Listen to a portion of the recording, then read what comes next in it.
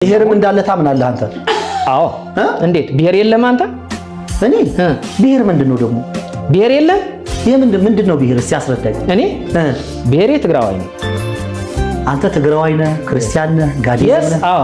ብዛት ቆይ ማንነት አትካድ እኮ ነው እያለ አንተ ምን አይነት ችግር ውስጥ ነህ ያለው ወዳጄ?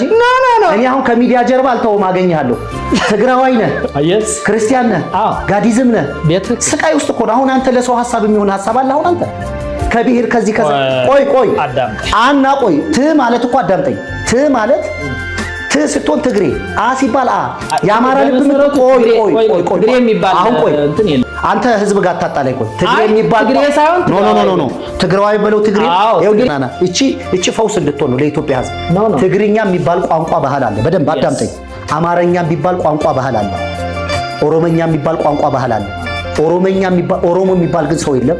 ትግሬ የሚባል ሰው የለም። አማራ የሚባል ሰው የለም። አማርኛ የሚባል ቋንቋ ነው ያለው። የአማራ ልብ ምት፣ የኦሮሞ ልብ ምት፣ የትግራይ ልብ ምት የሚባል አይነት የሰው ልጅ የህይወት ስርዓቱ አንድ አይነት ነው። ይሄ ለምሳሌ በትግርኛ ማይ ነው፣ እሷ በኦሮምኛ ቢሻን አለችው፣ እኔ በእንግሊዘኛው አተር አልኩት። ሁላችንን ጥማችንን መጠቆም ነው የቋንቋው ስራ። እንዴት ማንነት ይሆናል? ትግራዋይ ነኝ ቆይ ሰውን ይኸውልህ ሃይማኖት አየህ አንተ ከምንም ነገር ነፃ ላስጣለህ። ጋዲዝም እንበለው ትግራዋይ ነኝ፣ አማራ ነኝ፣ ትግሬ ነኝ፣ ኦርቶዶክሳዊ ነጭ ነኝ እያለ የሚቀባጠረው አንድ አይነት ጨለማና ድንቁርና እንጂ ሰው ነው። ምላስህ ትግሬ አማራ ነኝ ይላል አይልም። ኢትዮጵያን ዋጋ እያስከፈላት ያለው ትግሬ ነኝ፣ አማራ ነኝ፣ ኦሮሞ ነኝ እያለ የሚቀባጠር ቀባጣሪ አጋንንት ሰይጣን እንጂ እግዚአብሔር አማራ አልፈጠረም፣ ትግሬ አልፈጠረም። አንተ ትግራዋይ አይደለም፣ ሰው ነህ። ትግራዋይ አይደለም አንተ፣ ጋዲዝምም አይደለም፣ ወንድ ነህ። በወንድና በወንድ መካከል ደግሞ ልዩነት የለም። ያንተም ዕቃ ዘር ነው የሚሰጠው፣ የሷም ዘር ነው የሚቀበለው። ይሄንን የተፈጠረና የተወለደን አካል ጣልቃ ገብተህ ትግራዋይ ነኝ ምናምን ይትላል። አንተ ራስህ ሳታርፍ ለሰው ረፍት ማምጣት አትችልም ወንድሜ። ነፃ መውጣት አለ። ግን እኮ ያስጨረስከኝ ምን እድል አለ? እድልህን እኮ በሙሉ ሽባ ያስቀረህ እኮ ነው አንተ።